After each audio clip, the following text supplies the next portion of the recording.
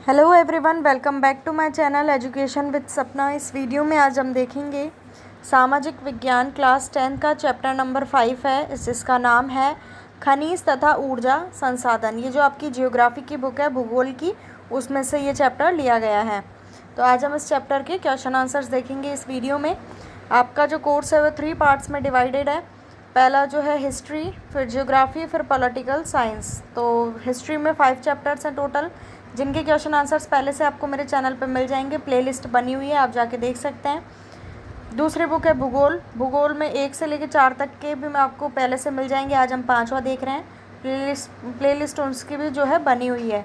फिर बची political science, उसमें टोटल आपके 8 चैप्टर्स हैं। भूगोल के बाद हम वही स्टार्ट करेंगे। तो चैनल को सब्सक्राइब जरूर कीजिए नए हैं तो, और बेल आइकन को प्रेस कीजिए जिससे नेक्स्ट वीडियो की नोटिफिकेशन आप तक पहुंच सके। साथ ही साथ वीडियो को लाइक और शेयर ज़रूर करें। सबसे पहले है बहुवैकल्पिक प्रश्न, जिसमें पहला प्रश्न है निम्नलिखित में से कौन सा खनिज अपक्षयित पदार्थ के अवशिष्ट भार को त्यागता हुआ चट्टानों के अपघटन से बनता है। तो इसमें करेक्ट ऑप्शन है बी बॉक्साइट। ख जो है वो सही है, ठीक है। दूसरा, झारखंड में स्थित कोडरमा निम्नलिखित में से किस खनिज का अग्रणी उत्पादक है। इसमें भी जो है सेकंड सही है, अब्रक। थर्ड, निम्नलिखित चट्टानों में से किस चट्टान के स्तरों में खनिजों का निक्षेपण और संचयन होता है। तो इसमें फर्स्ट करेक्ट है तलछटी चट्टानें। फोर्थ क्वेश्चन, मोनाजाइट रेत में निम्नलिखित में से कौन सा खनिज पाया जाता है। तो इसका थर्ड ऑप्शन सही रहेगा, थोरियम। सेकंड क्वेश्चन, निम्नलिखित प्रश्नों के उत्तर लगभग 30 शब्दों में दीजिए। तो पहला प्रश्न है इसका, लोह खनिज और अलोह खनिज में आपको अंतर बताना है, डिफरेंस। तो सबसे पहले हेडिंग डालिएगा लोह खनिज। इसका पॉइंट है इन खनिजों में लोहे का अंश पाया जाता है, इसीलिए इसे क्या कहा जाता है, लोह खनिज। नाम से पता चल रहा है लोह खनिज वो होते हैं जिनमें लोहे का अंश या तत्व पाया जाता है। यह भारत में धात्विक खनिजों के कुल उत्पादन मूल्य में 3/4 योगदान देते हैं। इसका एग्जाम्पल देखिए, लोहा, मैग्नीज, निकल, कोबाल्ट आदि। अब है अलोह खनिज। इन खनिजों में लोहे के अंश का अभाव होता है। नाम से पता चल रहा है इनमें लोहा जो है नहीं होता। भारत में इन खनिजों की संक्षिप्त मात्रा तथा उत्पादन संतोषजनक नहीं है। इसके एग्जाम्पल तांबा, बॉक्साइट, सीसा, जस्ता, चांदी आदि। नेक्स्ट, परंपरागत तथा गैर परंपरागत ऊर्जा साधन। इनमें जो है डिफरेंस करना है, आपको अंतर बताना है। तो सबसे पहले हम देखते हैं ऊर्जा के परंपरागत साधन। इनमें लकड़ी, उपले, कोयला, खनिज तेल, प्राकृतिक गैस तथा विद्युत शामिल है। कोयला, खनिज तेल और प्राकृतिक गैस अनवीकरणीय योग्य हैं, काफ़ी खर्चीले होते हैं। परंपरागत जो साधन है पर्यावरण प्रदूषण भी ज़्यादा करते हैं, ठीक है। अब हम देखेंगे ऊर्जा के गैर परंपरागत साधन। इनमें सौर ऊर्जा, पवन ऊर्जा, बायोगैस, भूतापीय ऊर्जा, ज्वारीय ऊर्जा, परमाणु ऊर्जा शामिल है। परमाणु ऊर्जा को छोड़कर शेष नवीकरण योग्य है। ये कम खर्चीले होते हैं और पर्यावरण प्रदूषण भी नहीं करते। अगला, खनिज क्या है।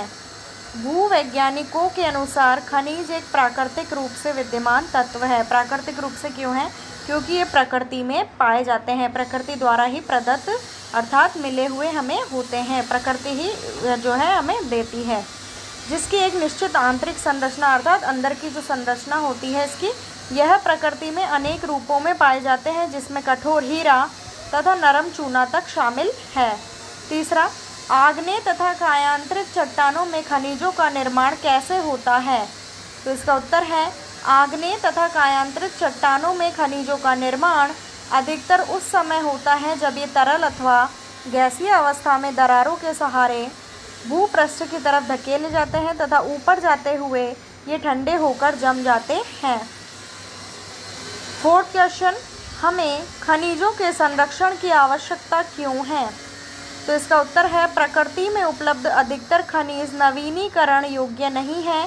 इसके निश्चित एवं सीमित भंडार हैं तथा निर्माण लाखों वर्षों में होता है। वर्तमान समय में खनिजों का तीव्र गति से उपयोग किया जा रहा है, अतः खनिजों का संरक्षण आवश्यक है, क्योंकि इनका उपयोग भी हम ही करते हैं। तीसरा, निम्नलिखित प्रश्नों के उत्तर लगभग 120 शब्दों में दीजिए। भारत में कोयले के वितरण का वर्णन कीजिए। तो इसमें हेडिंग है भारत में कोयले का वितरण, ये हेडिंग डालनी है। फिर लिखना है भारत में कोयले का वितरण बड़ा ही असमान है। भारत में कोयला निम्नलिखित 2 प्रमुख भूगर्भिक युगों के शैल क्रम में पाया जाता है। 2 क्षेत्र हैं इसके, एक है गोंडवाना क्षेत्र गोंडवाना क्षेत्र में 200 वर्ष से अधिक आयु के कोयले के जमाव पाए जाते हैं। 200 वर्ष जो है हो चुके हैं।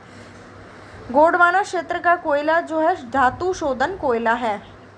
दूसरा क्षेत्र है टर्शियरी क्षेत्र। टर्शियरी क्षेत्र में लगभग 55 लाख वर्ष पुराने, काफ़ी पुराना कोयला है ये, कोयले के जमाव पाए जाते हैं। देश में इसके भंडार उत्तरी पूर्वी राज्यों जैसे मेघालय, असम, अरुणाचल प्रदेश तथा नागालैंड राज्यों में पाए जाते हैं। दूसरा, भारत में सौर ऊर्जा का भविष्य उज्जवल है, क्यों?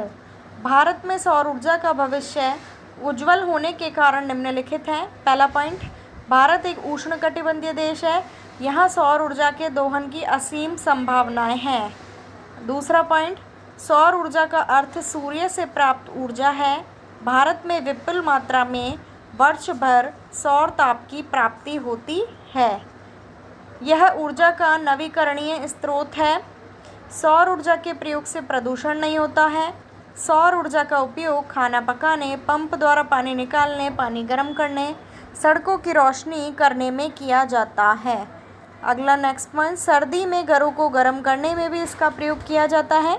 अतः यह कहा जा सकता है कि भारत में सौर ऊर्जा का भविष्य उज्जवल है। तो ये थे चैप्टर नंबर 5 के क्वेश्चन आंसर्स। वीडियो को लाइक, शेयर और चैनल को सब्सक्राइब जरूर करें। मिलती हूँ नेक्स्ट वीडियो में। Thank you.